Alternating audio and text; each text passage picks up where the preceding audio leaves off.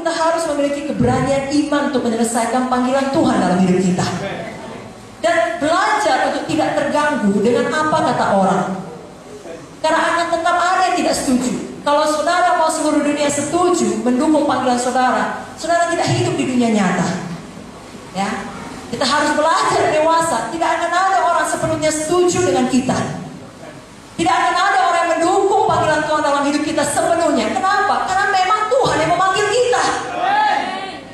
Tuhan bukan bicara kepada mereka, kepada saudara. Lalu masing-masing kita akan bertanggung jawab pada Tuhan. Nanti kalau kita mati meninggalkan dunia ini, masing-masing kita menjawab Tuhan. Masing-masing kita memberi pertanggungjawaban kepada Tuhan. Itu sebabnya apapun kata orang, apapun kata dunia, Ibu Munte dari berkata, apa kata Tuhan yang benar. Jadi di tengah-tengah ya tekanan yang saudara hadapi untuk menyelesaikan panggilan Tuhan tadi, saudara harus menetapkan hati punya keberanian iman. Tidak ada pun yang mendukung, bahkan melawan menentang saudara. Maju terus seperti Kaleb. Dan banyak contoh lainnya di dalam Alkitab. Katakanlah Sadrak, Mesak, Abednego, mereka juga adalah orang yang memiliki iman yang berani. Sadrak, Mesak, Abednego dalam satu momen dalam hidup mereka harus menghadapi resiko kematian oleh karena mereka percaya kepada Tuhan Allah Israel.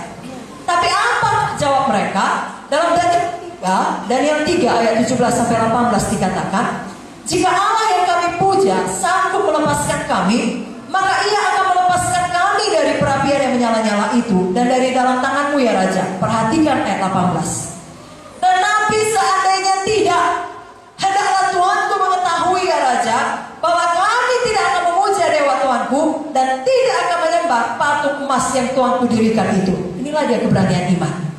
Saudara tetap maju mengerjakan yang benar, apapun bayarannya, apapun harganya. Karena saudara tahu hidup saudara di tangan Tuhan. Dan tempat yang paling aman adalah berada di tengah-tengah maksud Tuhan, di tengah-tengah panggilan Tuhan. Amin saudara. Lalu apakah yang terjadi dalam ayat 27? Dan para wakil raja, Daniel 3:27, para wakil raja, para penguasa, para bupati, para menteri raja datang berkumpul. Mereka melihat bahwa tubuh orang-orang ini tidak mempan oleh api itu, bahwa rambut di kepala mereka pun tidak hangus, jubah mereka tidak berubah apa-apa, bahkan bau kebakaran pun tidak ada pada mereka. Kalau kita punya keberanian iman, kita teruskan membayar harga, berapapun tingginya harga itu. Tuhan tidak pernah mempermalukan orang yang percaya kepadanya. Di tengah-tengah dapur api, saudara tahu Raja Nebukadnezar berkata, ada 4 orang di dalam itu. Siapakah itu? Yang satu adalah seperti anak Allah. Tuhan tidak pernah meninggalkan saudara. Justru Keluaran 14:14 dikatakan, Tuhan akan berperang untuk kamu dan kamu akan diam saja. Sore hari ini, mari kita semua keluar dari zona nyaman kita. Kalaupun kita sudah diberkati, kita sudah belajar tadi, sangat jelas diberitakan Ibu Munte, bukan itu tujuan hidup kita. Kita harus selesaikan panggilan Tuhan. Yang kedua, milikilah iman yang tekun. Mari katakan, ketekunan iman. Saudara percayakah kalau Tuhan berjanji Tuhan menggenapi? Berapa lama pun waktunya Tuhan pasti menggenapi.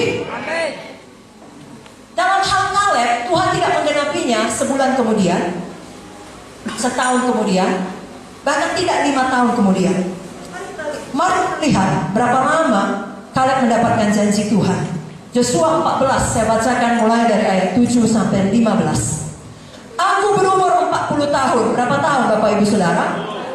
40 tahun.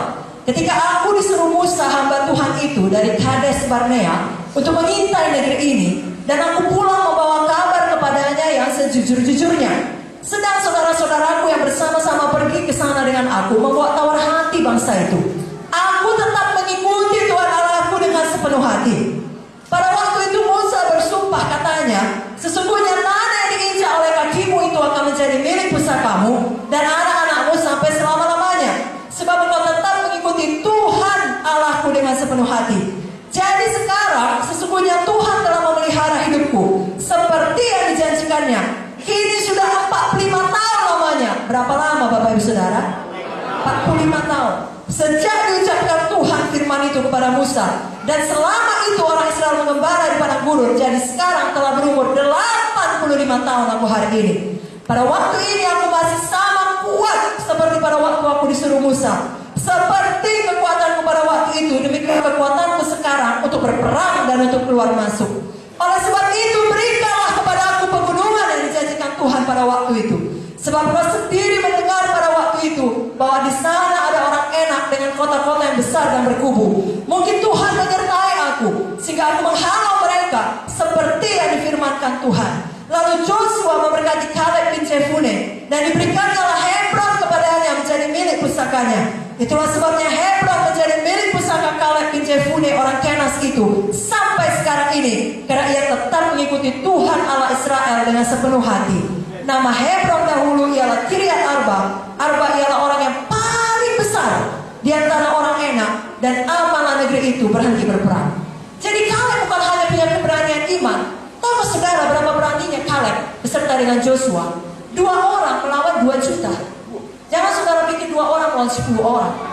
Karena 10 pengintai menyampaikan pada Musa, saudara sudah baca tadi, dan kepada 10 Israel yang kira-kira 2 juta orang, semuanya setuju. Betul? Bahkan hendak melempari Kaleb dan Joshua dengan batu. Tapi mereka tetap berani dan berkata tidak, kalau Tuhan berjanji, Tuhan akan menggenapi. Dan untuk keberanian iman harus disertai dengan ketekunan iman. Banyak orang pada awalnya, punya iman yang berani, panas-panas, sebentar saja panasnya. Tapi melewati testing waktu, melewati proses bentukan, banyak yang redup dan padam. Jangan ada demikian. Sekali lagi, jangan ada kita demikian. Mengikut Tuhan, melayani Tuhan, bukan seperti lari jarak pendek, lebih menyerupai lari maraton, saudaraku. Apa kata Roma 12 ayat 11? Janganlah hendaknya rajin aku kendor, biarlah rohmu yang melayanilah Tuhan. Dulu melayani Tuhan, sekarang melayani Tuhan, nanti pun melayani Tuhan.